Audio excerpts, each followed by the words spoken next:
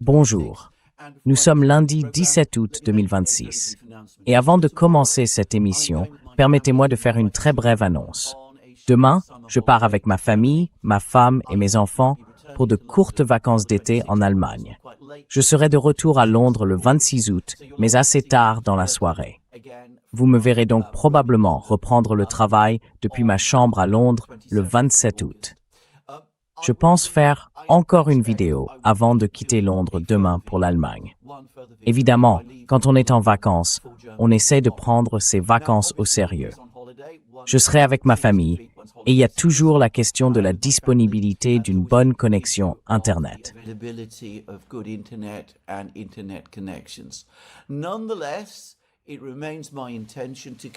Néanmoins, j'ai toujours l'intention de continuer à publier des vidéos pendant mon absence. Elles ne seront peut-être pas aussi longues que d'habitude, mais elles continueront d'arriver. Mais, encore une fois, je le répète, elles pourraient ne pas être aussi longues qu'elles le sont actuellement. Et bien sûr, je ne peux absolument pas garantir que j'en produirai chaque jour pendant mon absence. Si jamais je ne suis pas en mesure de faire une vidéo un jour donné, je l'annoncerai bien entendu sur la page communauté de cette chaîne. Sur ce, passons maintenant à la vidéo d'aujourd'hui. Et je dois dire qu'il y a eu des évolutions militaires très importantes dans la guerre en Ukraine.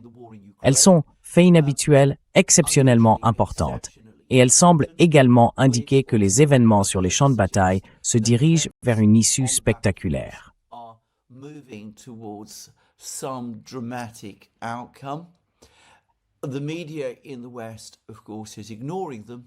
Les médias occidentaux les ignorent, bien sûr.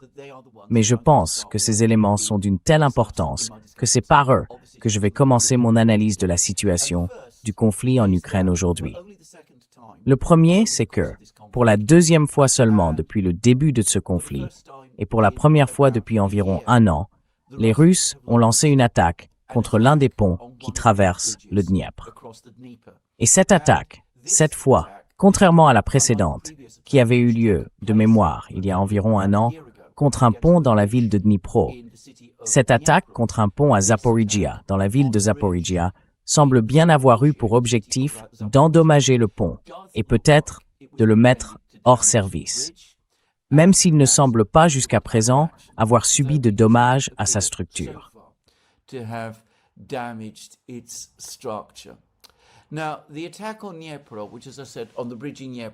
Maintenant, l'attaque contre Dnipro, qui, comme je l'ai dit, a visé le pont de Dnipro et qui a eu lieu de mémoire il y a environ un an, était une attaque contre un pont, l'un de ces ponts sur le Dniepr, menée par un essaim de drones. Aucun missile n'a été utilisé. Les drones ont bien causé certains dégâts au pont, mais ils n'ont pas affecté son intégrité structurelle. À l'époque, on m'a informé en privé que les Russes avaient attaqué ce pont parce qu'ils avaient reçu des renseignements selon lesquels un certain objet qui les intéressait tentait de traverser le pont depuis la rive ouest de l'Ukraine, contrôlée par les Ukrainiens vers la rive est de l'Ukraine. Et je n'ai jamais su ce qu'était cet objet.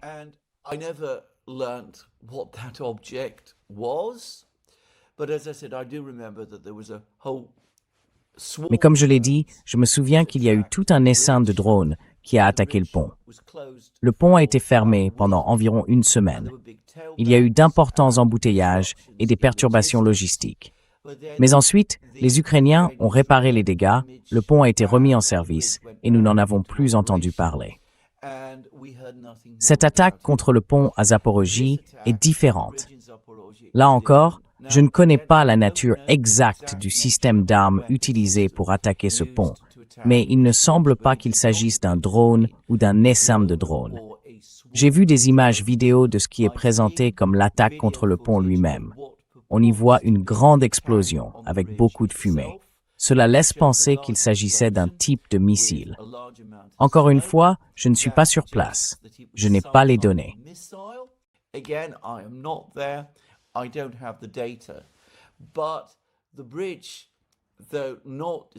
Mais le pont, bien qu'il ne soit pas détruit, semble cette fois bien plus sérieusement endommagé.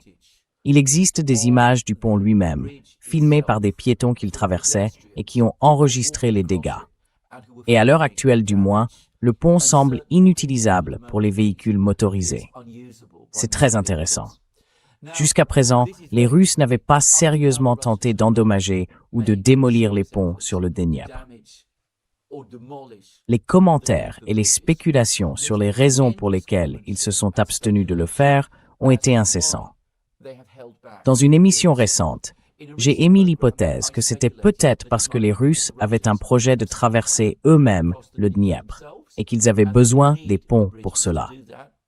Cette attaque contre le pont dans la région de Zaporojie pourrait indiquer le contraire. Mais il s'agissait d'une seule attaque, avec un seul missile, ou une seule bombe, ou quoi que ce soit que ce soit.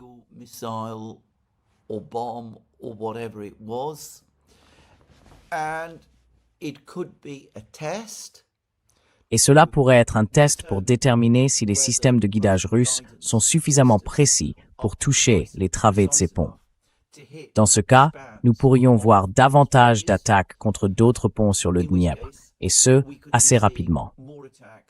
Bien sûr, en théorie, si les Russes attaquaient et détruisaient tous les ponts sur le Dniepr, et il y en a beaucoup, construits par l'Union soviétique pendant plusieurs décennies, cela couperait évidemment les deux parties de l'Ukraine, l'une de l'autre. La plus grande partie de l'armée ukrainienne se retrouverait alors bloquée dans l'est de l'Ukraine, incapable de recevoir des approvisionnements ou des renforts venant de l'ouest, et probablement confrontée à un sort assez désastreux aux mains des Russes.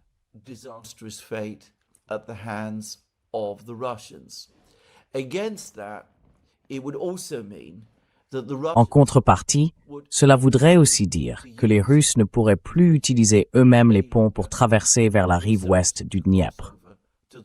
Peut-être que les Russes ont pris la décision stratégique de ne pas franchir le Dniepr pour avancer et occuper l'Ukraine à l'ouest du fleuve. Ou peut-être ont-ils décidé qu'ils n'avaient pas besoin des ponts pour le faire. Ils peuvent effectuer des traversées amphibies du Dniepr, comme ils l'ont fait pendant la Seconde Guerre mondiale. Ils peuvent quand même faire passer leur armée puis mettre en place leur logistique.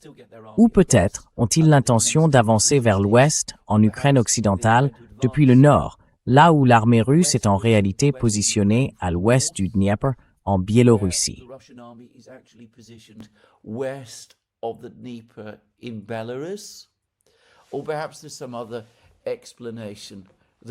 Ou peut-être qu'il y a une autre explication que je ne connais pas. Mais cette attaque contre le pont à Zaporojie est révélatrice. Elle laisse entendre que d'autres choses vont suivre. Les Russes avaient déjà mené des frappes plus limitées contre les ponts de Zaporojie, mais elles n'avaient clairement pas pour objectif d'infliger des dégâts sérieux. Je dois dire que, pour moi, cette dernière attaque semble davantage liée à une future bataille pour Zaporojie. Il s'agirait de couper la garnison située sur la rive est du Dniepr à Zaporojie. C'est d'ailleurs, et de loin, la plus grande partie de la ville. Et cela pourrait indiquer que les Russes s'attendent à ce que le siège de la ville de Zaporojie arrive très bientôt et qu'ils pensent qu'il va effectivement arriver.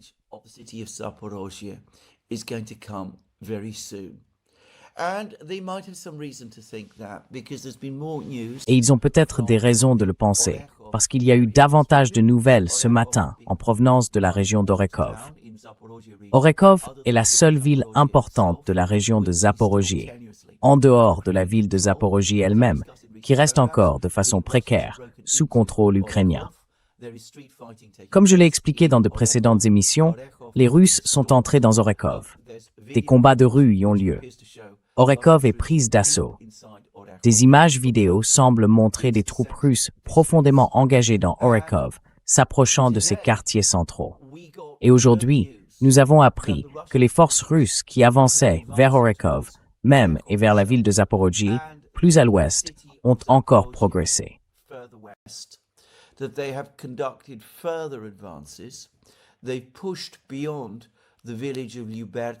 Ils ont progressé au-delà du village de Lyubimovka et ont capturé un autre village plus à l'ouest. Ce village se trouve apparemment directement sur ce qui était autrefois l'une des principales routes de ravitaillement menant à Orekov depuis le nord. Cette route de ravitaillement d'ailleurs est manifestement inutilisable par les Ukrainiens depuis un certain temps. Mais surtout, la prise de ce village rapproche encore les Russes de l'autre principale voie de ravitaillement vers vers Orekov, plus à l'ouest. Et si les Russes consolident leur contrôle sur ce village qu'ils viennent de capturer, leurs opérateurs de drones pourront effectivement couper cette autre route. Et bien sûr, les Russes vont peut-être, quoi qu'il en soit, avancer encore davantage vers elle.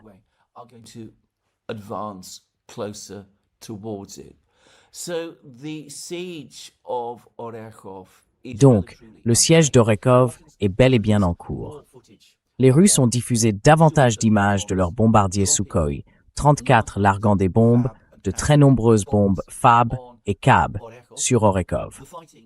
Les combats à Orekov se poursuivent clairement et s'étendent. Je dois dire que cette combinaison d'une avancée russe au sol à l'intérieur de la ville, avec en même temps des bombardements extrêmement lourds, me rappelle la bataille d'Avdeïevka en février 2024. À l'époque, les Russes avançaient de la même manière au sol, prenant des quartiers d'Avdeïevka, alors même que les bombes tombaient sur la ville en très grand nombre.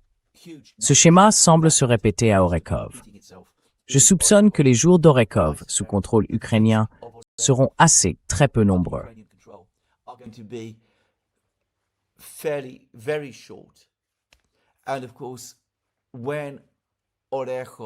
Et bien sûr, quand Orikhiv tombera, les deux grands groupements de forces russes dans cette zone, le groupement de forces Dniepr, qui mène actuellement l'assaut sur Orikhiv, et le groupement de forces Est, qui pousse vers l'ouest et a progressé depuis Donetsk, en prenant Kourakove, Vuhledar, Velika Novosilka et Huliaipol au passage.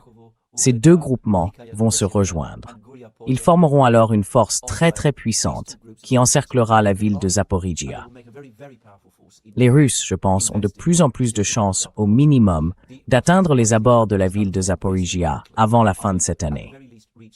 Et bien sûr, s'ils détruisent les ponts sur le Dnieper, alors Zaporijia se retrouverait coupée de ses approvisionnements venant de l'ouest.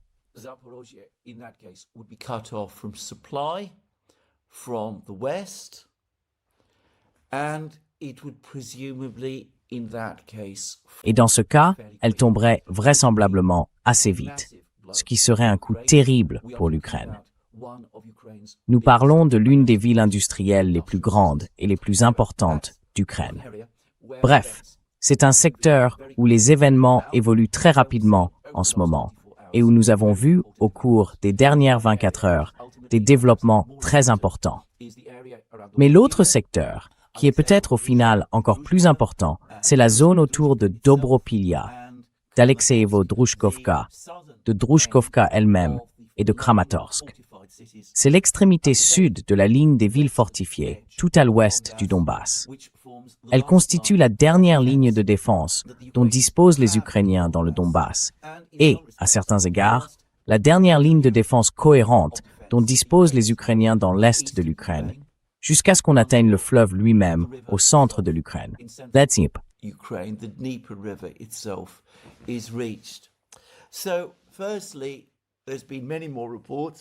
Alors, tout d'abord, de nouveaux rapports indiquent que les Russes ont encore progressé à Dobropilia. J'ai évoqué à plusieurs reprises l'importance de cette ville. Dobropilia est relativement petite, je crois qu'elle compte environ 28 000 habitants. Mais c'est la ville située à l'extrémité la plus occidentale du Donbass. Au-delà, vers l'ouest et vers le nord, il n'y a que des champs ouverts, sans fortification. Il n'y a rien pour arrêter les Russes. Aucune ligne de ville, aucune position fortifiée solidement établie qui puisse empêcher leur progression vers le nord ou vers l'ouest.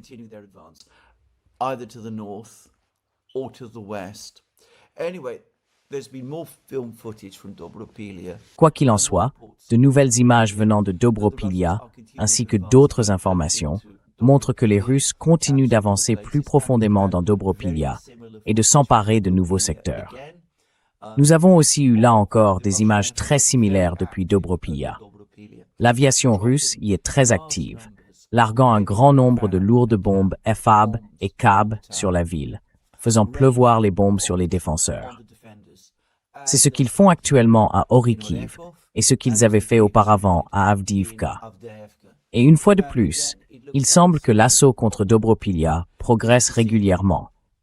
Mais c'est peut-être plus à l'est que les nouvelles deviennent plus intéressantes.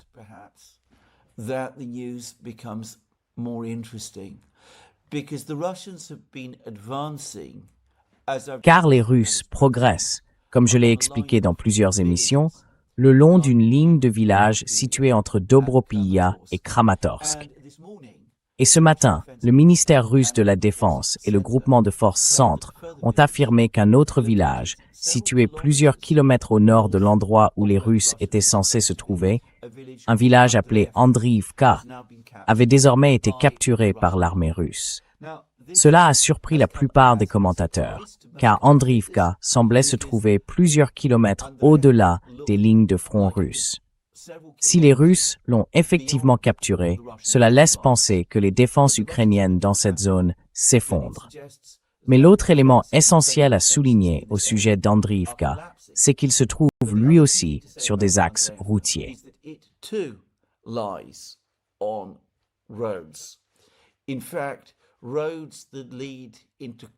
En fait, les routes qui arrivent à Kramatorsk par l'ouest, l'une des principales routes de ravitaillement vers Kramatorsk, la plus importante des villes fortifiées du Donbass, encore sous contrôle ukrainien.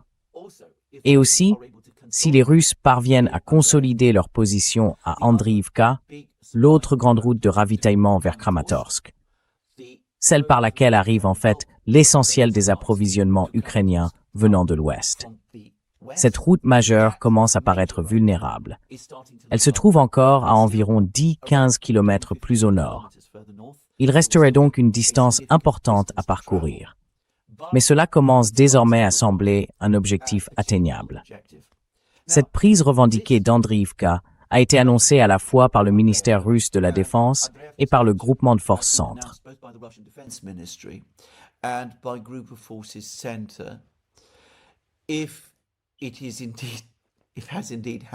Si cela s'est effectivement produit, et je suppose que c'est le cas, alors nous nous rapprochons beaucoup du point dont je parle depuis de nombreuses émissions. Le point où les voies de ravitaillement venant de l'ouest vers Slaviansk et Kramatorsk sont coupées. Le point où les forces ukrainiennes à Slaviansk et Kramatorsk sont de fait encerclées. Le point où une poche autour de Slaviansk et Kramatorsk contenant, je le soupçonne, une proportion importante de l'armée ukrainienne a été créée. Et cette avancée vers Andriivka ne sort pas de nulle part, car d'autres informations indiquent que les Russes étendent aussi le territoire qu'ils contrôlent autour d'Andriivka.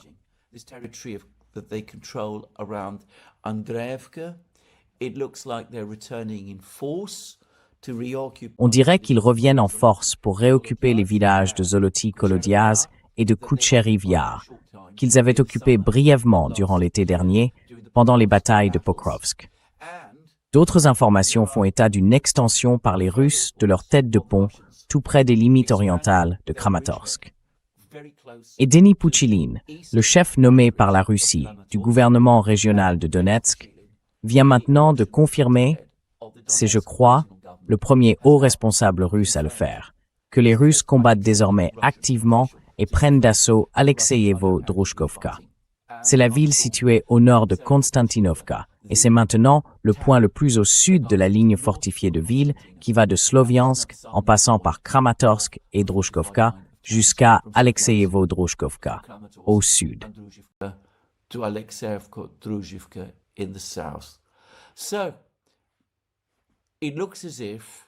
Donc, on dirait que les lignes de front au sud, les défenses méridionales de la ligne fortifiée, les villes fortifiées, commencent à céder. Ou peut-être qu'elles sont tout simplement en train de céder. Et les Russes sont effectivement en train de mener l'opération de contournement, en encerclant cette ligne de ville exactement comme je l'avais dit auparavant. J'ai dit que nous n'avions pas encore de confirmation visuelle de la prise d'Andriivka. Et certains s'étonnent que les Russes aient avancé aussi vite dans cette zone. Mais il faut garder à l'esprit qu'il y a environ 10 jours, Poutine et Gerasimov ont nommé un nouveau commandant du groupement de forces centre, le général Ivanaev. Il a la réputation d'être un officier très énergique, très porté sur l'offensive, et aussi un tacticien compétent.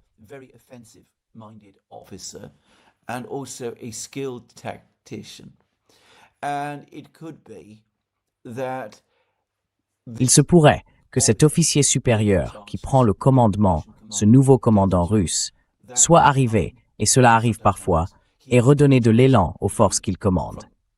Il les pousse désormais plus loin et plus vite que ce que nous avions vu jusqu'à présent.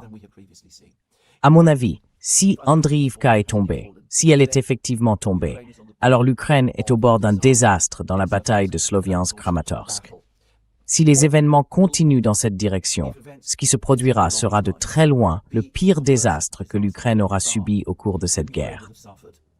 Plus grave que Mariupol, plus grave qu'Avdiivka, Pokrovsk et Bakhmut, plus grave que la défaite à Kursk. Si l'ensemble de l'agglomération de Sloviansk-Kramatorsk est encerclé, si les garnisons qui s'y trouvent sont piégées et si le Donbass tombe, ce sera un coup énorme, qui affaiblira gravement la capacité future de l'Ukraine à poursuivre la guerre.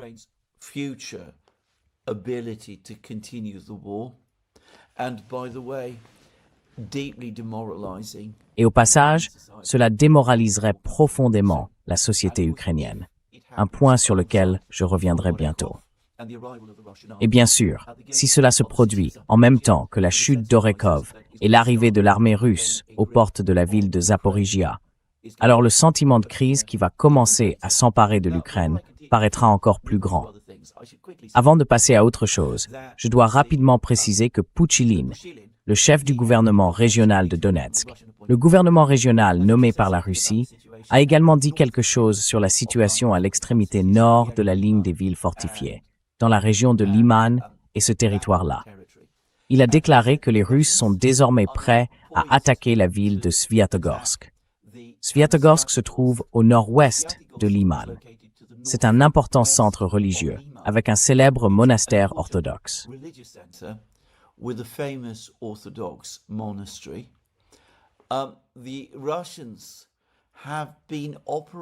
Les Russes opèrent autour de Sviatogorsk depuis quelques mois maintenant.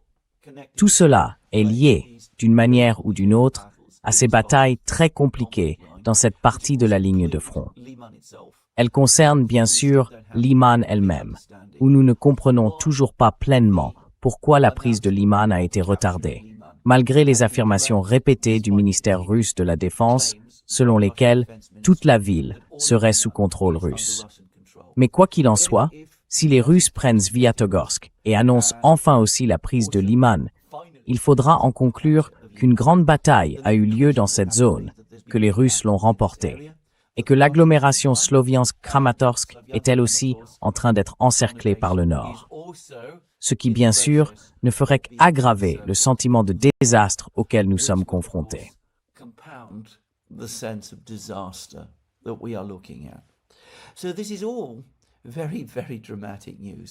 C'est donc une nouvelle très spectaculaire. Et bien sûr, elle n'a absolument pas été relayée par les médias occidentaux. J'ai vérifié. Je consulte chaque jour les médias britanniques. Je regarde aussi régulièrement les médias européens et américains. Autrefois, comme mon collègue et ami Alex Christoforou l'a souligné dans une récente émission que nous avons faite ensemble sur The Duran, les médias occidentaux regorgeaient d'informations sur les développements en première ligne. Souvent, leurs récits étaient profondément erronés et très inexacts, du moins à mon avis.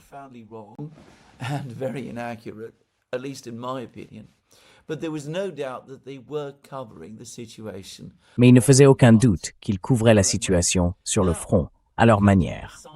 Aujourd'hui, un rideau de silence est tombé. Il y a quelques semaines, quelques articles du Financial Times et du Times de Londres parlaient de Konstantinovka. Ils sont parus après que Konstantinovka a été prise par les Russes.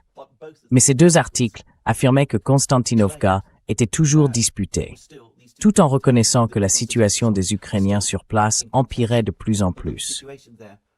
Je m'attendais à ce que ces articles finissent par conduire à l'aveu que Konstantinovka était effectivement tombée. Mais aucun aveu de ce genre n'est venu. À la place, il n'y a pour ainsi dire plus de reportages depuis le front. Et cela dure depuis des mois. There hasn't been very much for months now. Instead, we get the same Au lieu de ça, on nous resserre sans cesse la même affirmation. Il n'y aurait pas d'avancée majeure sur le front. La situation serait dans l'impasse. Les Russes seraient incapables de progresser. Et si quelqu'un garde l'initiative sur les champs de bataille, ce seraient les Ukrainiens, pas les Russes. La réalité ne pourrait pas être plus différente. Mais les médias occidentaux choisissent d'ignorer ces derniers développements. Et je me demande combien de temps ils pourront continuer à entretenir cette fiction selon laquelle tout est stable et va bien en Ukraine.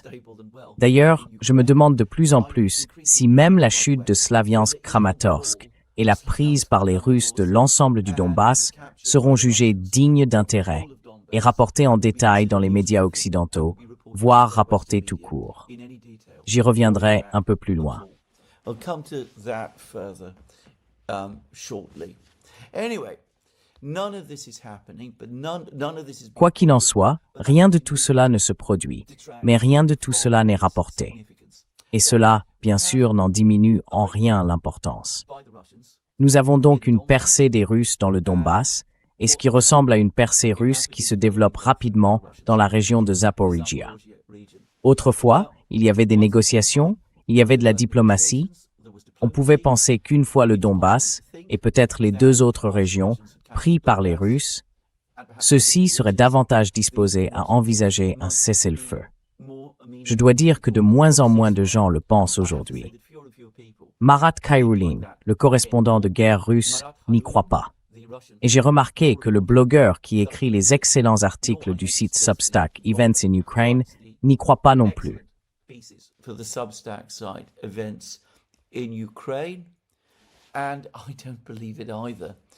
I think that Et moi non plus, je n'y crois pas. Je pense que les Russes ont clairement fait comprendre que la prise du Donbass, à elle seule, ne met pas fin à la guerre. Les Russes ont toute une série d'exigences supplémentaires envers les Ukrainiens. Un statut de neutralité, le rétablissement de l'Église orthodoxe, la purge de l'Ukraine de son idéologie des années 1930, la réduction, une réduction drastique des forces armées ukrainiennes, toutes ces choses-là. Et je pense que les Russes comprennent parfaitement bien que la chute imminente du Donbass ne conduira pas automatiquement l'Occident ou les Ukrainiens à céder sur aucune de ces exigences supplémentaires. Et que les Russes sont désormais déjà prêts et prévoient de poursuivre la guerre plus à l'ouest du Donbass, d'autant plus qu'ils se sentent de plus en plus confiants dans leur succès militaire. Increasingly confident about their military success. So anyway, all of this has been happening on the front lines. Quoi qu'il en soit, tout cela se passe sur la ligne de front. La nuit dernière, les Ukrainiens et les Russes se sont mutuellement attaqués avec des drones et des missiles. Ces derniers jours, les Ukrainiens ont lancé plusieurs milliers de drones contre la Russie. Les seuls dégâts pleinement vérifiables qu'ils ont réussi à causer avec toutes ces frappes de drones concernent des entrepôts de Wildberries. Il y a eu une attaque, comme je l'ai expliqué, contre l'importante usine Progress dans la ville de Samara, qui fabrique des fusées pour le programme spatial russe. Toutefois, on ne dispose toujours d'aucune information certaine sur l'ampleur des dégâts causés à cette installation. Et pour diverses raisons, je pense que les dégâts, s'il y en a eu, étaient probablement de nature à pouvoir être absorbés et réparés assez rapidement par les Russes.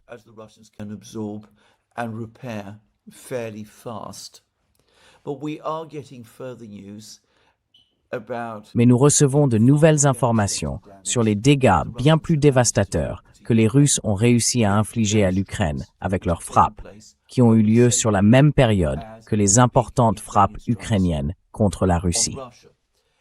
Il semble qu'il y ait maintenant des images satellites assez détaillées de la raffinerie de Kremenchuk, attaquée par plusieurs missiles Iskander. La raffinerie de pétrole de Kremenchuk avait déjà été lourdement endommagée et a été touchée par plusieurs missiles Iskander. Personnellement, Je ne suis pas vraiment en mesure de tirer grand-chose de ces images satellites. Et ce que je vais dire maintenant repose sur ce que disent d'autres personnes. Mais le consensus est que la raffinerie de Kremenchuk, la plus grande d'Ukraine, est pratiquement hors service et qu'elle le restera probablement pendant plusieurs mois.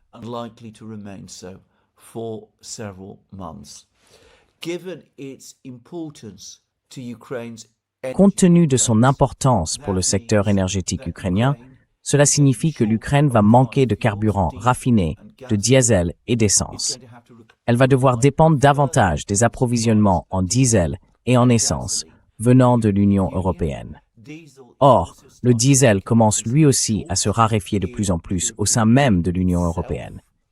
Et bien sûr, avec les Russes qui mènent une offensive active contre les réseaux routiers et ferroviaires ukrainiens, et avec les ports de la mer Noire fermés, il ne sera peut-être pas si facile d'acheminer de grandes quantités de diesel depuis l'Europe vers l'Ukraine.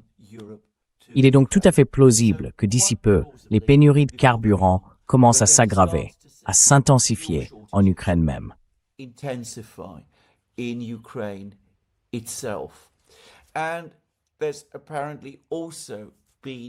Et il y aurait aussi des images vidéo, des images satellites, des dégâts causés à l'immense aciérie de Kryvyi Rih, apparemment la plus grande d'Ukraine, et une installation essentielle de ce qui fut l'une des plus grandes industries sidérurgiques d'Europe.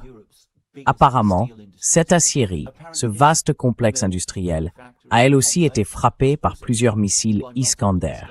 Les dégâts seraient là encore très importants, et selon les informations qui circulent, toute l'aciérie sera elle aussi hors service, au moins pendant plusieurs semaines, peut-être plus longtemps.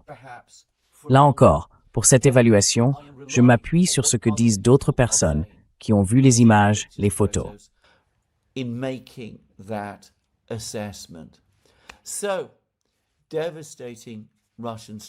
Donc, des frappes russes dévastatrices, comme je l'ai évoqué à de nombreuses reprises. Ces derniers jours, les Ukrainiens ont mené des frappes de drones contre la Russie, avec des milliers de drones. Mais la nuit dernière, peut-être parce qu'il manque désormais de drones, il ne semble en avoir lancé qu'environ 70 sur la Russie. Et à ma connaissance, aucun de ces drones n'a réellement touché de cible. Les Russes, en revanche, ont de nouveau été très actifs la nuit dernière. Et là encore, leurs frappes se sont principalement concentrées sur le complexe portuaire d'Odessa. Le ministère russe de la Défense a une nouvelle fois fourni un compte-rendu détaillé des nombreuses installations portuaires et des navires de ce vaste complexe portuaire que les Russes ont attaqué.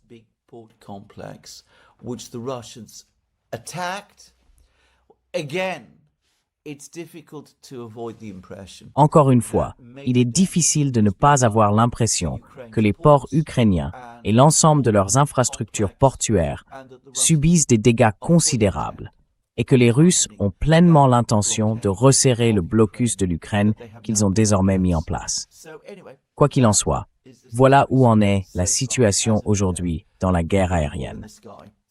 Avant de poursuivre, je voudrais faire une observation générale sur la guerre aérienne menée par l'Ukraine, autrement dit sur son offensive de drones. Plusieurs personnes ont souligné que cette offensive n'est pas apparue de nulle part au printemps de cette année.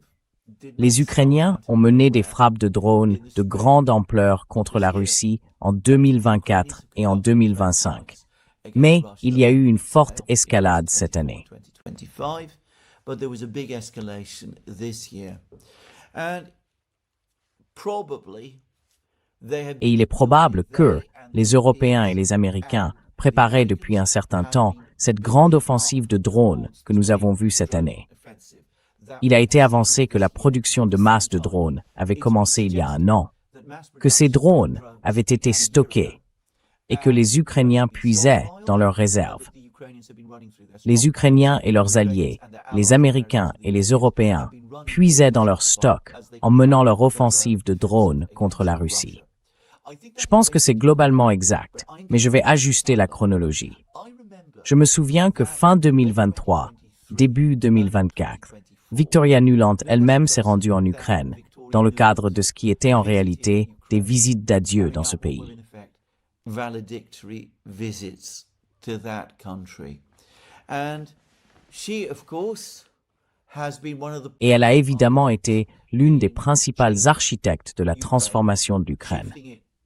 Elle l'a fait passer d'un pays neutre, mais fragile, ce qu'elle était alors, avant les événements de Maïdan en 2014, à ce qui est, à toutes fins utiles, un vassal, un satellite, un allié de l'Union européenne, de l'OTAN et des États-Unis. Appelez ça comme vous voulez. Et elle a toujours défendu de manière constante, très ferme, l'aide à l'Ukraine. Lorsqu'elle s'est rendue en Ukraine, fin 2023, début 2024, elle était encore sous-secrétaire d'État. En fait, à ce moment-là, si je me souviens bien, elle était secrétaire d'État adjointe par intérim. Mais elle n'est pas restée très longtemps à ce poste, et peu après, elle a pris sa retraite.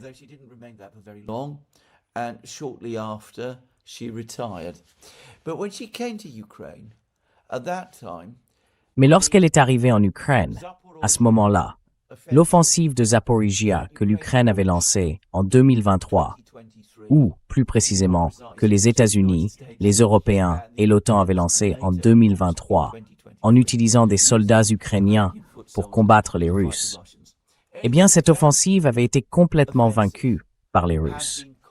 À l'époque, il y avait beaucoup de consternation et beaucoup d'inquiétude quant à la direction que prenait la guerre. Les craintes grandissaient aussi que l'Ukraine perde. Et je me souviens que Nuland avait alors exposé ce que serait la nouvelle stratégie pour la suite.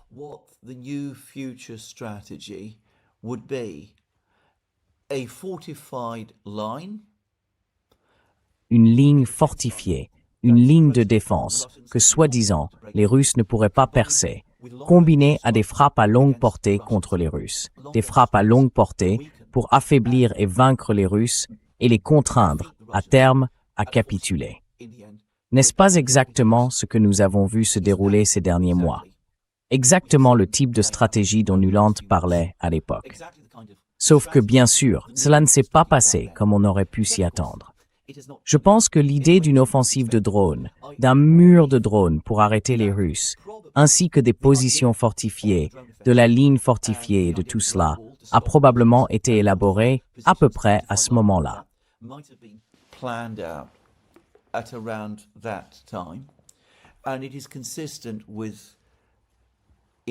Et cela correspond au processus industriel d'armement et de fabrication. Les puissances occidentales auraient probablement eu besoin d'environ 3 ans pour produire les drones en masse, former les opérateurs ukrainiens de drones, former certains de leurs propres opérateurs, coordonner leurs systèmes satellitaires et Starlink, planifier l'opération, la préparer et la mettre en condition de pouvoir commencer. Donc, je ne pense pas qu'une période de 3 ans soit trop longue. Mais cela n'a pas fonctionné comme Nuland, et probablement les autres s'y attendaient. Les lignes fortifiées n'ont pas réussi à empêcher l'avancée des Russes.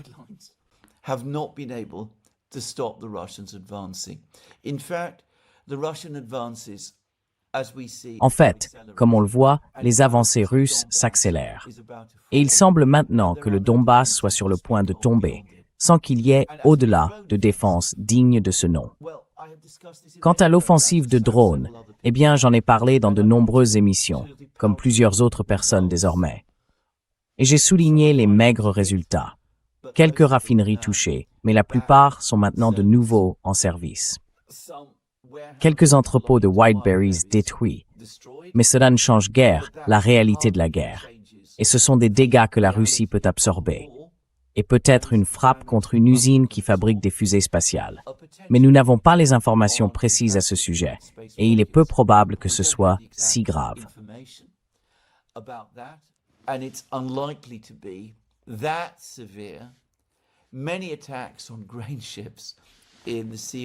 De nombreuses attaques contre des navires céréaliers dans la mer d'Azov, et cela s'est terminé de façon désastreuse pour l'Ukraine.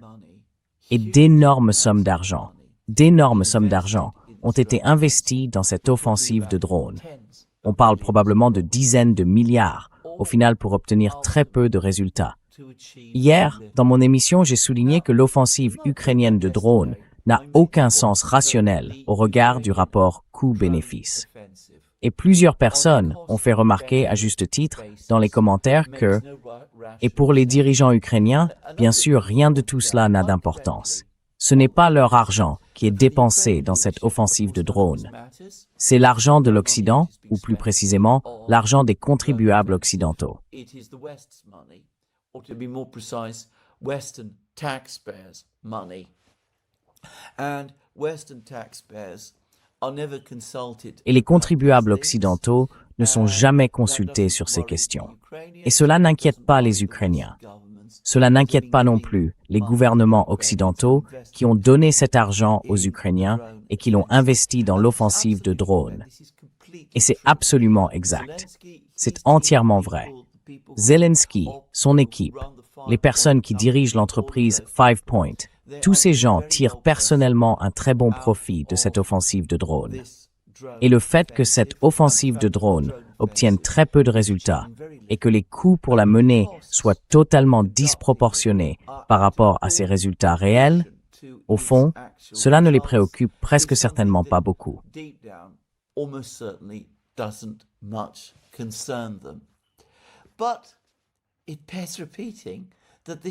Mais il faut le répéter, c'est une manière profondément corrompue de mener une guerre. Et les entreprises très corrompues finissent généralement par échouer. Si vous gaspillez les ressources de cette façon, si vous faites preuve d'une telle prodigalité avec les ressources, alors, au bout du compte, vous vous préparez à l'échec. C'est d'ailleurs la leçon des guerres précédentes. Cela s'est vérifié au Vietnam, avec les forces sud-vietnamiennes sur place. Et plus récemment, cela s'est vérifié en Afghanistan, où le système politique s'est effondré, a implosé en 2021, dès que l'aide américaine, le flux d'aide et d'implication des États-Unis s'est essentiellement arrêté.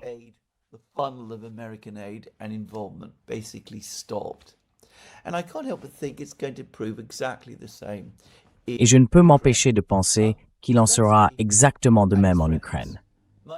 Zelensky et ses amis sont peut-être parfaitement satisfaits de la manière dont les choses se passent.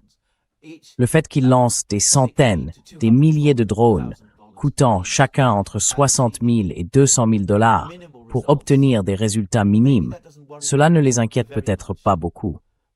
Mais cela devrait inquiéter tous les autres, du côté occidental, qui sont engagés dans cette guerre. Au bout du compte, c'est la garantie d'un échec militaire et politique. Bref, voilà où nous en sommes. C'est là, selon moi, que cette offensive a abouti. Elle n'a manifestement pas obtenu, comme je l'ai dit, les résultats qu'on attendait d'elle.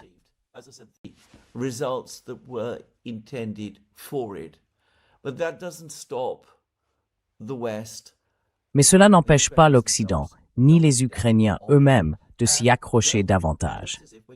Eh bien, il semble que tout cela va encore connaître un rebondissement. Car aujourd'hui, le Parlement ukrainien reprend ses travaux après les vacances d'été. Ils reviennent tous à Kiev. Et qui les attend sur place? Mikhail Fedorov, le ministre de la Défense récemment limogé. Il exige de nouveau d'être rétabli dans ses fonctions de ministre de la Défense et fait pression sur le Parlement ukrainien pour qu'il vote son retour. Je ne suis d'ailleurs pas certain que le Parlement ukrainien ait cette compétence. Et là encore, des foules, pas, autant que je puisse en juger, des foules très importantes, commencent à se rassembler à Kiev.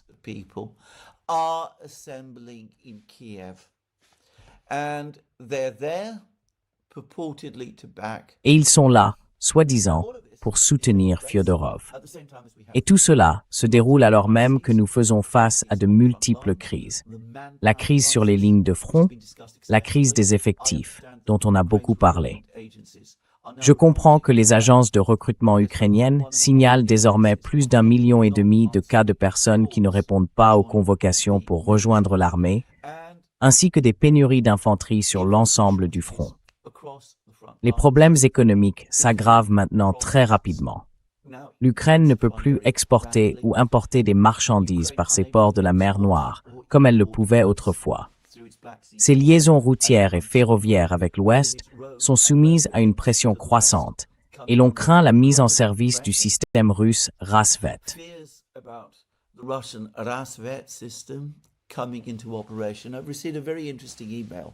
on this topic, by the way. J'ai reçu un email très intéressant à ce sujet d'ailleurs, de la part d'un membre de la communauté.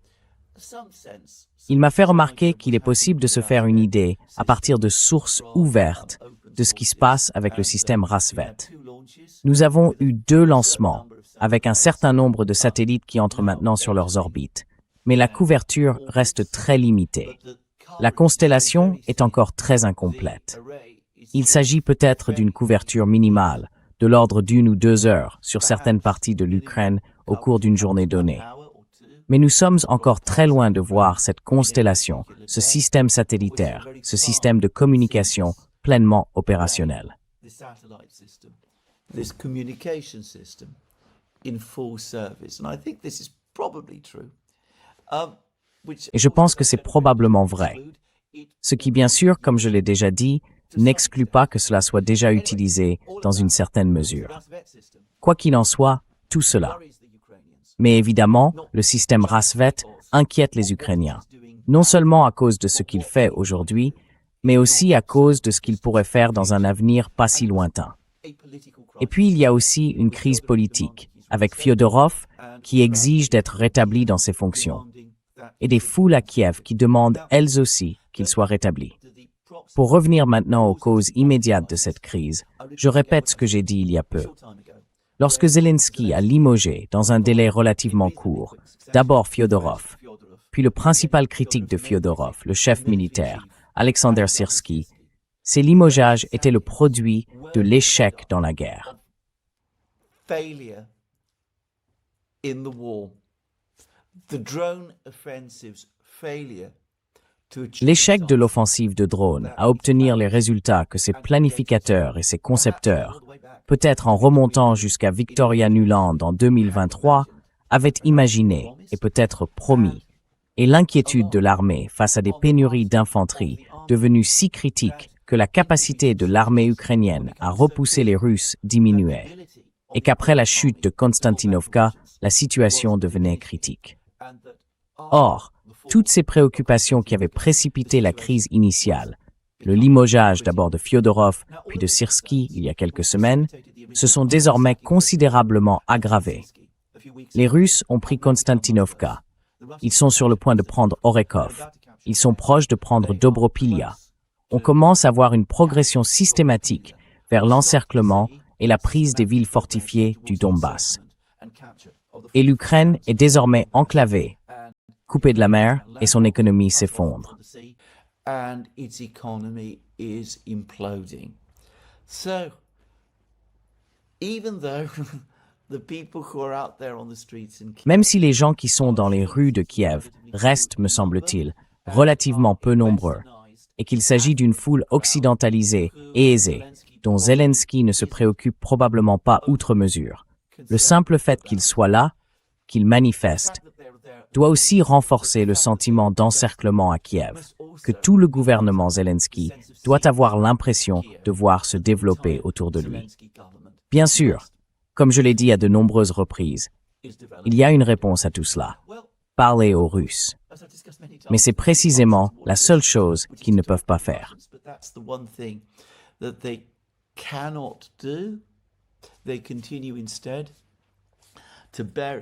Au lieu de cela, ils continuent d'enterrer d'anciens nationalistes ukrainiens des années 30 et 40. Cela va encore davantage attiser et mettre en colère les Russes, et d'ailleurs aussi les Polonais, rendant les négociations encore plus difficiles. J'ai parlé hier dans mon émission de rumeurs selon lesquelles les Britanniques, les Français et les Allemands deviennent de plus en plus nerveux face à la situation en Ukraine. Ils commenceraient à faire pression sur les Américains pour qu'ils reprennent les démarches diplomatiques auprès des Russes. L'objectif resterait de geler le conflit sur la ligne de front actuelle. C'est une proposition que les Russes ont constamment rejetée. Et les Européens exigeraient également d'avoir leur place à la table des négociations lorsque les discussions entre les Américains et les Russes commenceront, si elles commencent un jour.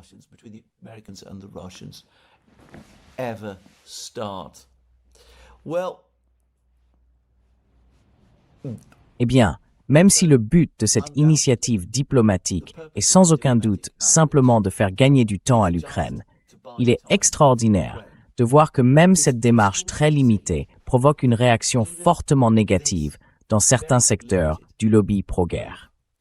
Il y a aujourd'hui un éditorial extraordinaire dans le Daily Telegraph qui affirme qu'il ne devrait y avoir absolument aucun haut contact diplomatique avec les Russes. Il ne faudrait pas demander aux Américains de parler aux Russes. Il faudrait dire aux Américains d'arrêter de parler aux Russes.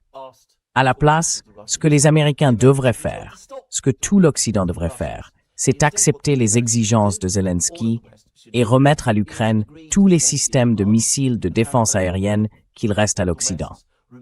Air defense missile systems to Ukraine.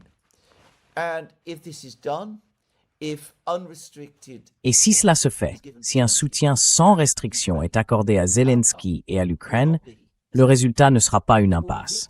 Ce sera la victoire sur la Russie.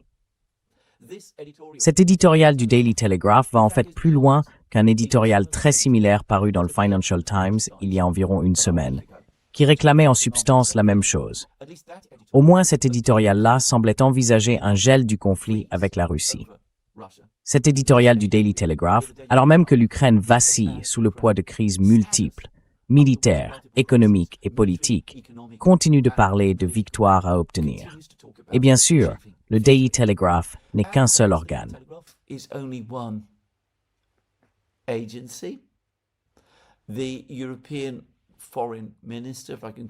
La ministre européenne des Affaires étrangères, si je peux l'appeler ainsi, Kaja Kallas, s'emploie maintenant à dire à tout le monde qu'elle prépare le train de sanctions contre la Russie le plus complet, le plus féroce de tous.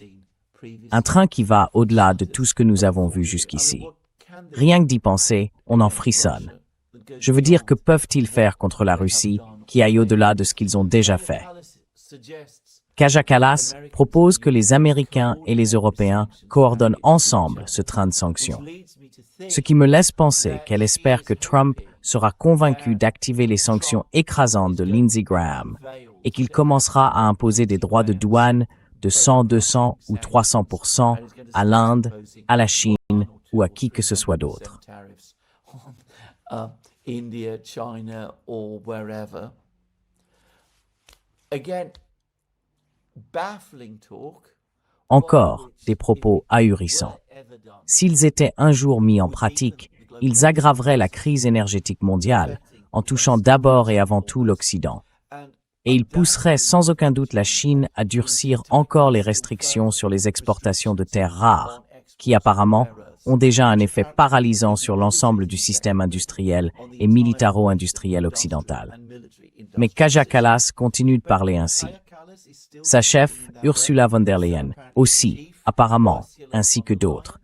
Et l'éditorial du Daily Telegraph montre qu'à Londres aussi, certains continuent de penser de cette façon.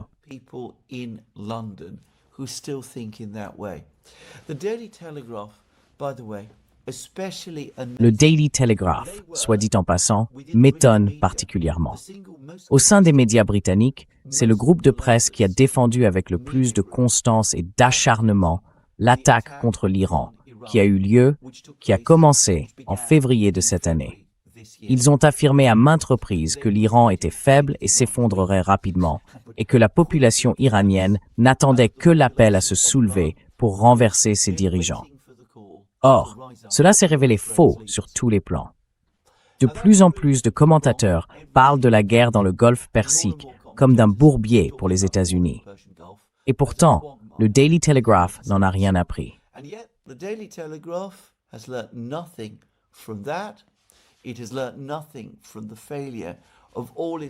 Il n'a rien appris de l'échec de toutes ses précédentes prédictions de victoire contre la Russie.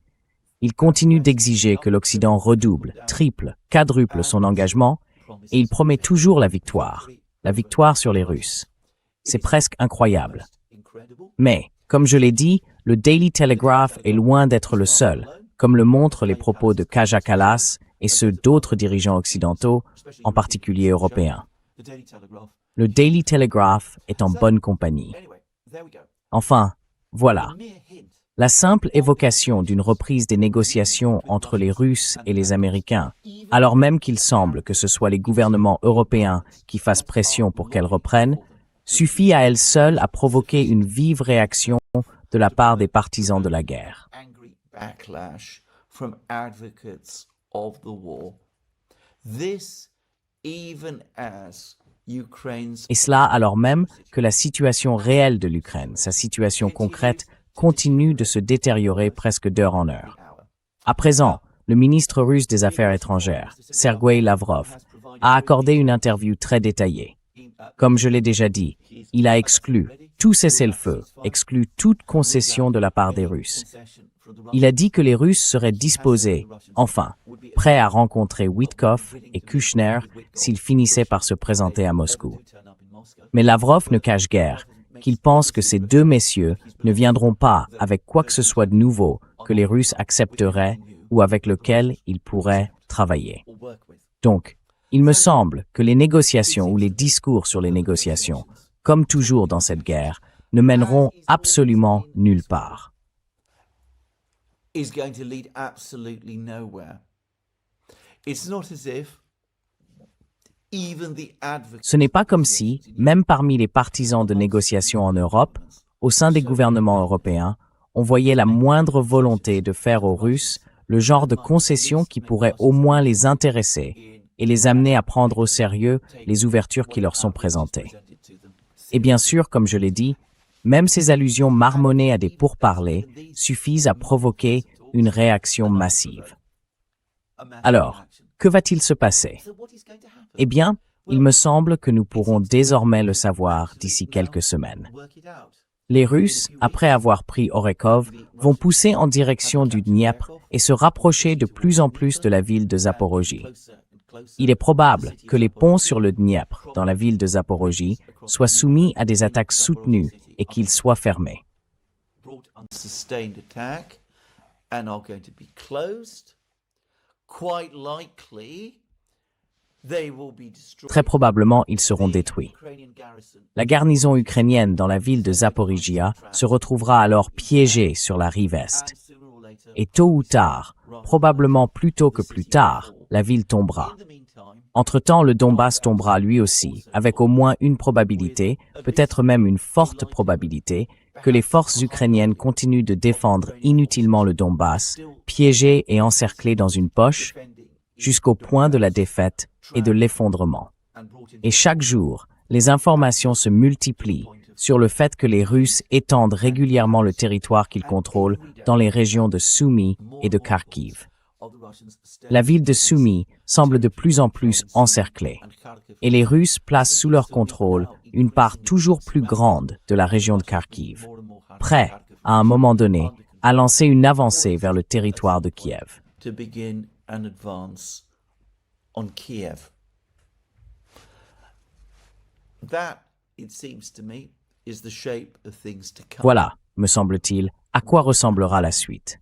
When Que se passera-t-il alors, quand il deviendra impossible, même en Occident, de nier que ces choses se produisent et que l'Ukraine elle-même s'enfonce rapidement avec des crises multiples qui se conjuguent dans le système politique, la démographie et l'économie? in economics, Eh bien, selon moi, ce sera très incertain. my own view, Des gens raisonnables pourraient proposer des négociations, mais il sera probablement déjà trop tard. negotiations, Le risque, c'est que d'autres personnes, celles qui continuent de s'opposer aux négociations, exigent au contraire une intervention occidentale beaucoup plus énergique dans la guerre. forceful Western intervention in the war.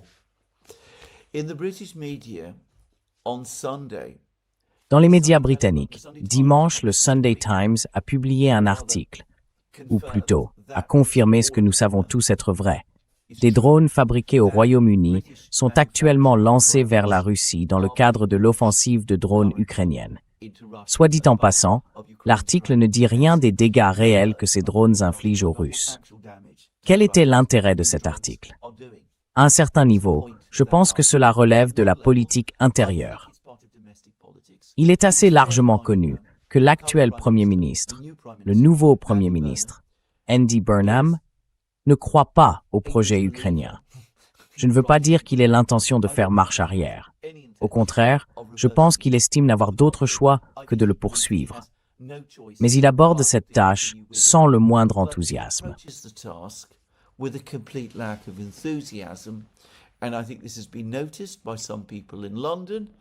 Et je pense que certaines personnes à Londres l'ont remarqué. Et cet article du Times de Londres avait, je pense, notamment pour but de lui rappeler, ainsi qu'à tous les militants ou défenseurs de la paix auxquels il pourrait s'adresser, à quel point l'engagement continu de la Grande-Bretagne envers l'Ukraine est profond. Mais en réfléchissant encore à cet article, je me demande s'il ne fait pas aussi autre chose. Préparer le terrain pour le jour où viendront des demandes de déploiement de troupes occidentales au sol en Ukraine. Eh bien, si nous en arrivons là, si des choses de ce genre se produisent, si l'on demande réellement des déploiements occidentaux en Ukraine, je vais anticiper.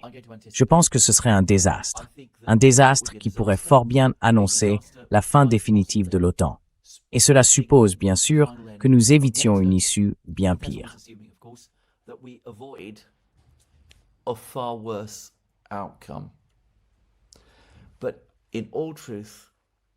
Mais en toute vérité, et franchement, je pense que c'est le chemin que nous empruntons tous. Quoi qu'il en soit, c'est là que je vais terminer l'émission d'aujourd'hui. Je vous rappelle que vous pouvez retrouver toutes nos émissions sur nos différentes plateformes, Locals, Rumble, X et Substack. Vous pouvez aussi soutenir notre travail via Patreon et Subscribestar, ainsi qu'en vous rendant sur notre boutique. Les liens sont sous cette vidéo. C'est là que je vais terminer la vidéo d'aujourd'hui. Comme je l'ai dit, si cette vidéo vous a plu, pensez à cliquer sur le bouton j'aime et à vérifier votre abonnement à cette chaîne. Ma prochaine vidéo sera probablement encore réalisée ici, à Londres. Mais toutes celles qui suivront seront réalisées depuis l'Allemagne. Merci encore et passez une excellente journée. Thank you again and have a very good day.